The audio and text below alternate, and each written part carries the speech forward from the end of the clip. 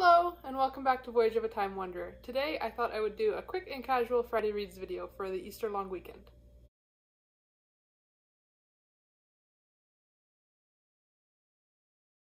So where I work, I get both Good Friday and Easter Monday off, so I have a 4-day weekend coming up. So with Thursday night included, that's 5 days of reading. I'm filming this Thursday afternoon, so I thought I would just do a quick check-in and share some of the books I'm hoping to get to this long weekend.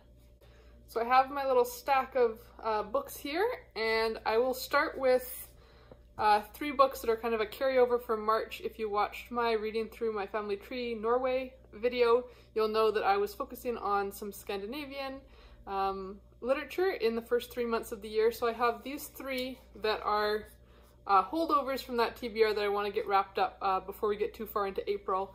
So the first one I'll talk about is Ken Foley's The Evening and the Morning. I have about 200 pages or so left of this one. It's about 900 pages. So not too far left in this one. To be honest, I'm a little bit disappointed with this book. It's the prequel for the Pillars of the Earth trilogy, and I'm finding that now that this is the 4th of his books that I've read, I'm finding that his characters really don't have very much nuance and are very repetitive from previous books. So just like in previous books, we have the impoverished but intelligent builder, we have the very wicked bishop, we have the humble, hardworking priest that wants to further knowledge in theology and in the world in his little village. We have the rich noblewoman that falls in love with the impoverished builder, and she's always intelligent and clever and business-minded. And we have our evil villain who is pure evil. And I find his characters, yeah, they just don't have very much nuance. His evil characters are just evil and his good characters are just good.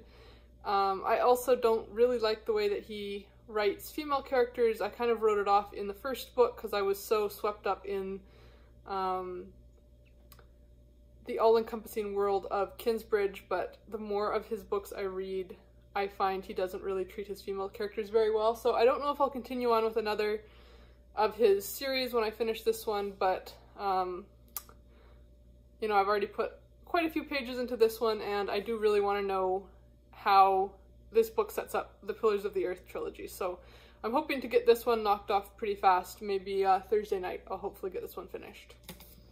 Then one of my other holdovers from my Norway TBR is The Far Traveler, Voyages of a Viking Woman by Nancy Marie Brown. I'm halfway through this one, so I have about 5 chapters left, so if I read one a day, I will be finished by Monday.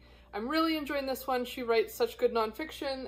I'm learning so much. She has so much interesting information about archaeological digs. She talks about a site where they found a sunk boat, and they were able to look at the wood that was used to construct the boat and follow that ring pattern back to a wooden church in Norway, so they were able to tell that the same tree built the boat and the church.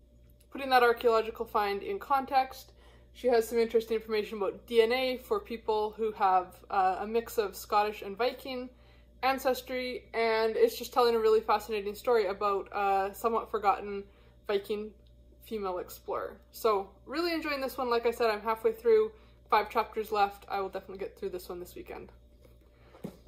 And then my last holdover from my January to March Norway TBR is Sigrid Undset's Gunnar's Daughter. I do really want to get into this. I haven't actually started this one yet, and it's super short, and it's actually only about 150 pages because the whole first half here is an introduction that I'm going to skip until I've finished the book, because we all know how introductions to classics love to spoil major plot points. So yeah, I need to get to this one this weekend for sure. Then I have out from the library the 3rd book in the Shetland series by Cleeves, and that is Red Bones. This one apparently starts off with an elderly woman who's actually the grandmother of one of the police detectives that we've met in previous books. She gets shot in what is at first thought to be a hunting accident, and as the investigation of that accident unfolds, they find out that there has been a family feud for generations, and then someone else dies, and the story follows on from there. I'm trying to get through the first 5 books in the series because I really want to watch the Shetland TV show on Netflix. I think it's one that my husband and I would really enjoy watching together, but they kind of have plot points from the first 5 books spread throughout the first 2 seasons. So I need to read the first 5 books before I can dive into the TV show. So I'm looking forward to getting back into the moody atmosphere of Shetland with another great mystery by Anne Cleeves. I've really enjoyed the first 2 books in the series. They have the same gritty Scottish mystery vibe that I grew to love reading Peter May's books, so I am looking forward to curling up this weekend with Red Bones. Then I have the next book in the Bridgerton series by Julia Quinn, that is When He Was Wicked. I think this is book 6 in this series now, and this is Francesca's story. I thought this would be a fun little light diversion for the weekend after some of the heavier reads I have. This book I don't know too much about because Francesca hasn't really been featured in too many of the previous siblings' stories or in the TV show. But from what I can glean from the back, she's a young widow, and after her husband passes away, one of her husband's best friends starts to fall in love with her, and the romance develops from there.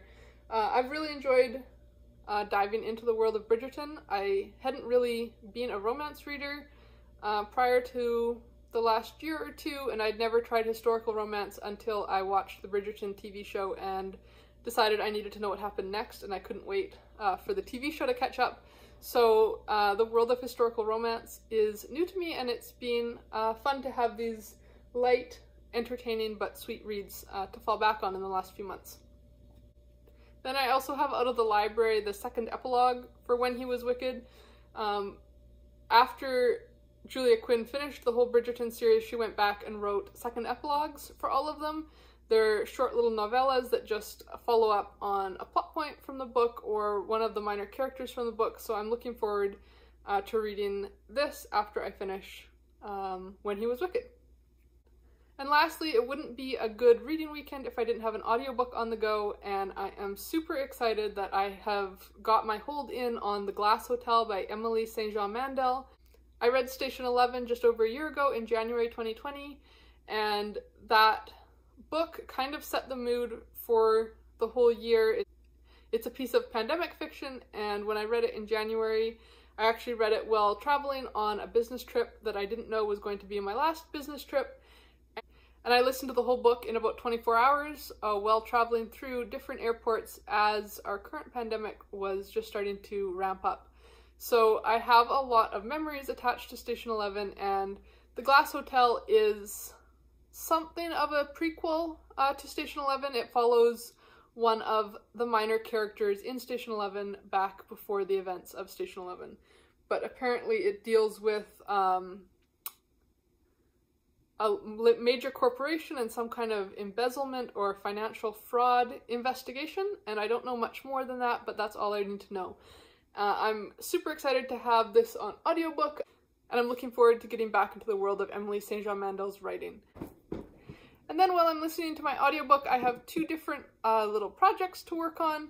I have a spring-themed puzzle that I'm super excited to get to. I just love this like European scene with all these flower baskets. I think it's going to put me in the mood for spring while I wait another month or so for the weather to warm up enough for me to actually start planting on my balcony garden.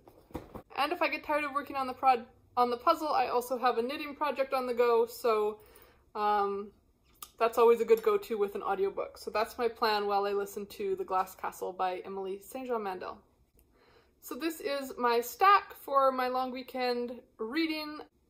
I've got a couple that I've already started that I just need to finish off the last little bit of. A mystery series I'm excited to continue, romance that I'm sure will be a lot of fun, and then an audiobook that is highly anticipated. So I think it's going to be a great long weekend of reading. Until next time, enjoy wandering through the pages of a good book. Bye.